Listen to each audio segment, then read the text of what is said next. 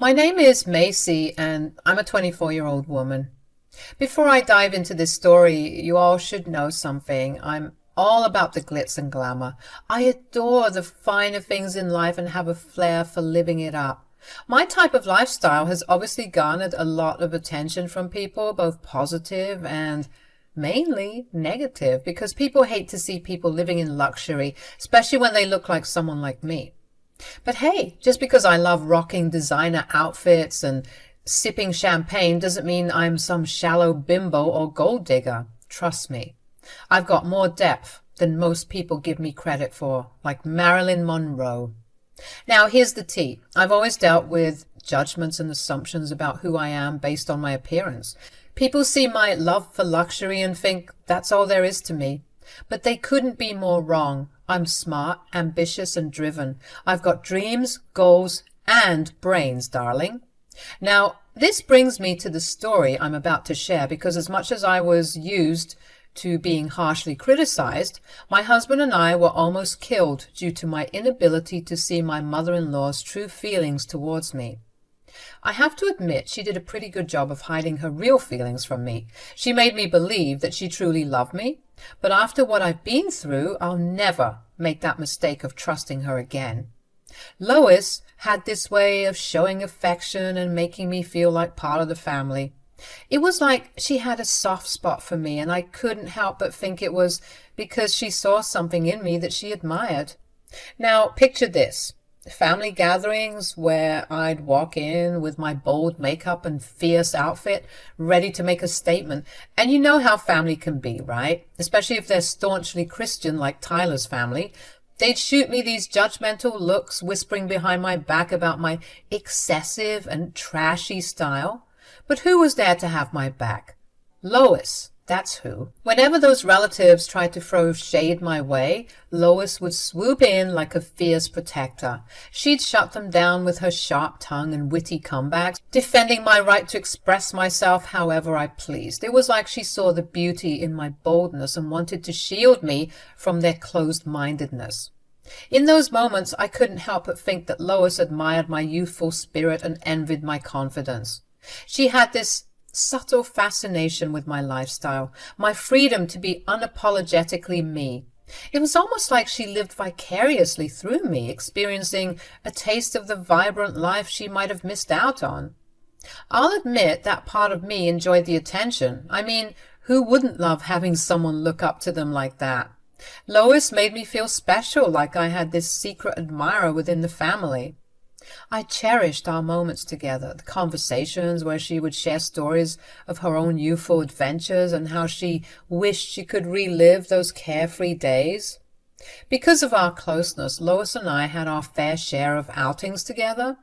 Brunches, luncheons, picnics, and even spa dates were on the agenda. It was like she wanted to bond and create this picture-perfect mother-in-law and daughter-in-law relationship. I was all for it. Having a mother-in-law who genuinely wanted to spend time with you was like finding a unicorn in the sea of drama. I appreciated Lois for her efforts. It's not every day you come across a mother-in-law who goes out of her way to plan these outings and genuinely enjoys your company. It felt like a blessing to have such a wholesome and healthy relationship with an in-law. I let my guard down, thinking this was just another piece of evidence that proved our bond was real.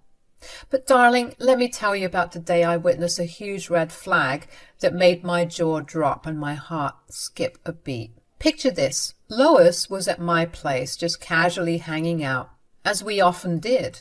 I was alone in the kitchen for a moment, grabbing some food when I needed to use the restroom.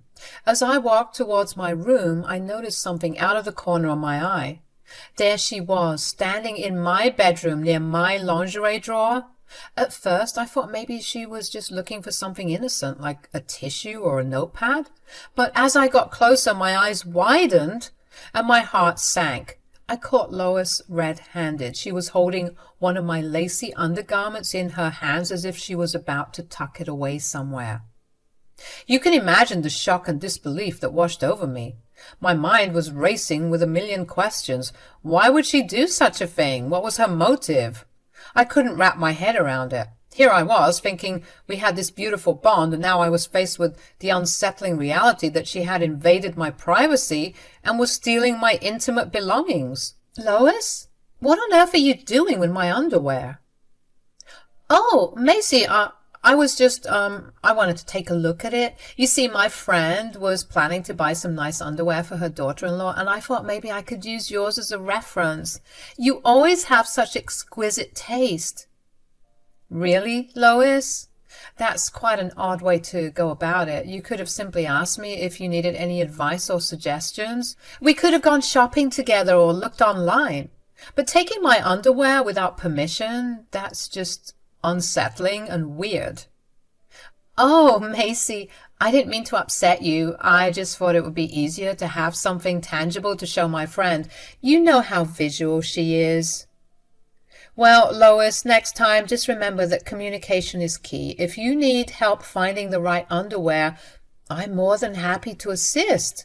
But taking my personal belongings without permission is not the way to go about it. I then retrieved the underwear from Lois's shaking hands and escorted her out of the bedroom. From that moment, Lois was treating me very strangely, as if she was slightly irritated or irked with me for catching her in the act of stealing my underwear. She didn't outright say that she was upset, but as a petty and catty queen myself, I can smell shade from a mile away, and this mother-in-law was giving me all of it.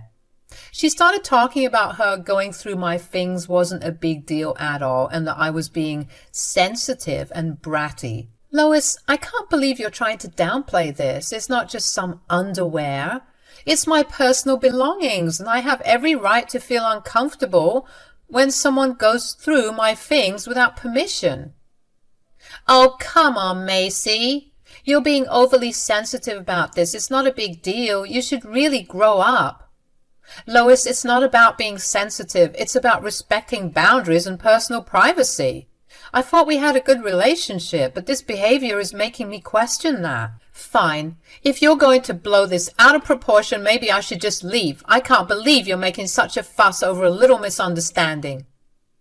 Before I could even stop her, she huffed and puffed her way out of my home, slamming the door behind her.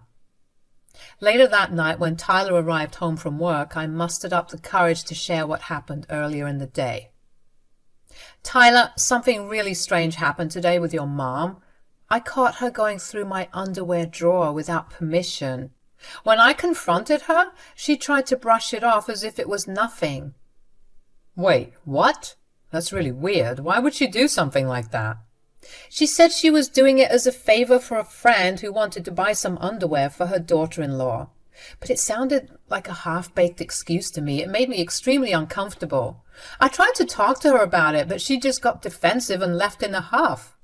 I can't help but feel like something isn't right. I get you, babe. Maybe she's just going through some strange phase or something. Could be a sign of her growing older or becoming a bit unpredictable.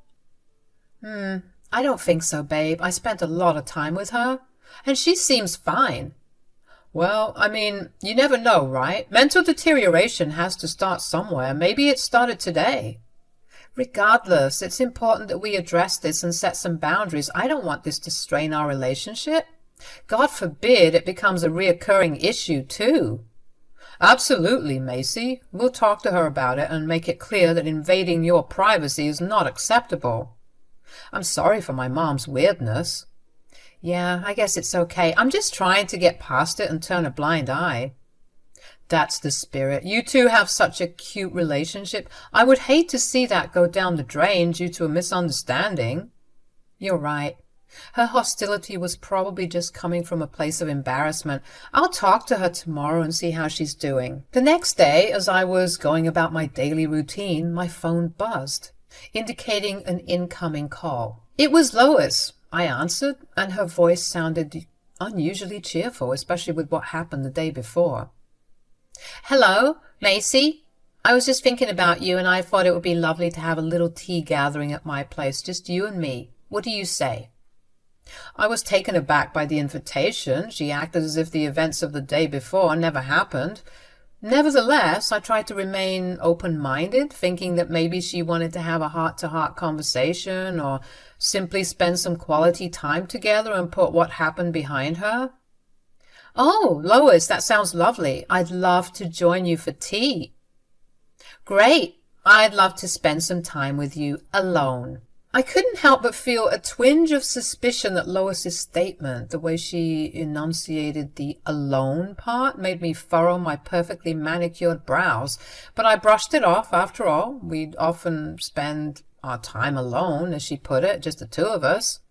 When I shared the news with Tyler, he seemed optimistic about the tea gathering.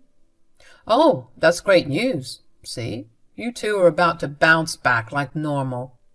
I guess you're right. What's the problem? Nothing, don't worry. Would you like to tag along? I guess I don't see why not. Let's go. Later on in the day, Tyler and I arrived at Lois's home. We let ourselves in, as we often did, and immediately we were greeted by the delightful aroma of freshly brewed tea. It filled the air with a comforting warmth, inviting us further inside. My apprehension and awkwardness from the events of the day before was slowly being replaced with a mix of relaxation and excitement. I was ready to enjoy my afternoon and squash the whole issue, clearly seeing that Lois was extending an olive branch. As we entered the elegant living room, the sound of soft classical music filled the air. The table was adorned with a delicate lace tablecloth, and dainty china cups were carefully arranged, waiting to be filled with steaming tea. Lois! Hello! Lois emerged from the kitchen, a smile adorning her face. However, as her eyes fell upon Tyler standing beside me, her smile quickly faded, replaced by a hint of irritation. Oh, Macy, I thought I made it clear that this was meant to be a one-on-one gathering. Oh, come on, Mom. I just thought I'd join in on the fun. What, aren't you happy to see your favorite child? Lois tried to hide her disappointment and voiced her disapproval. Well, I had hoped for some quality time with my daughter-in-law, just the two of us. This wasn't the plan. Relax, Mom. I won't sully the purity and wholesomeness of your mother-in-law-daughter-in-law relationship bonding time. I'll just have some tea and keep myself occupied with a book or something. Lois seemed hesitant, nervous even, but ultimately agreed to let Tyler stay. I found her resistance odd, but she decided to let it go for the time being. All right, fine. But I have to brew another pot of tea. Wait here. While Lois made her way to the kitchen to do as he said, I noticed that there was already a freshly brewed pot that she had brought out for us when she came out to greet us. Tyler saw this too and made his way to pour himself a cup. Please pour a cup for me too, babe. Of course, milady. Hearing our conversation, Lois burst back into the living room, catching Tyler putting the cup to his lips as he was taking a sip. Wait, Tyler! Tyler guzzled everything down, and once he was done, Lois's face turned ghostly pale. What's up, Mom? I'm sorry, I couldn't wait. I just had to have some tea. It was smelling so good when we walked in, and oh, it was like a movie. Tyler, a 6'4" man, stumbled and faltered and then quickly dropped down, greeting the floor with a loud smack. I screamed, completely horrified at what had happened. Oh my God! Tyler! Tyler! We have to call an ambulance now! But just as I was about to reach for my phone, Lois halted me with an unsettling calmness in her voice. No, Macy, there's no need for that. I turned to Lois, my eyes wide with disbelief and fear, unable to comprehend her lack of urgency. What are you talking about? Look at Tyler! He's unconscious! We have to do something! To my astonishment, Lois appeared strangely composed, devoid of the frantic worry that should accompany a mother witnessing her son in such a state. Lois, how can you be so calm? This is your son we're talking about. Lois met my gaze, her expression stoic and detached, and finally the truth began to dawn on me. A mix of confusion and horror filled my voice as I confronted her. What? What did you put in that tea, Lois? A chilling smile played at the corners of her lips as she revealed her sinister plan.